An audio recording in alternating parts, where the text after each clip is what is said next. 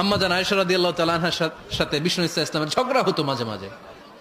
একবার ঝগড়া হলো, বিষ্ণু ইসা ইসলামের রাগ, আম্মা জান আয়েশাও রাগ। তো বিষ্ণু বললেন, আয়েশা ঝগড়া করে আর কতক্ষণ থাকবো, আসো মিটমাট করি। আয়েশা রাদিয়াল্লাহু বললেন, ঠিক আছে মিটমাট করবো। তো বিষ্ণু ইসা ইসলাম বললেন, মিটমাটের জন্য কারে ডাকবো? ওমর রে ডাকি। কয় না, ওমর রে না, ওমর গালিজ, ওমর অনেক রাগে, আমার ডর লাগে। কয় তাহলে তোমার আব্বারে ডাকি। কয় ডাকেন। কি খুশি, মেয়েদের মধ্যে অভ্যাসটা আছে না নাই? তাহলে তোমার আব্বারে ডাকি, ডাকেন। ডেকে নিয়ে আসা হলো।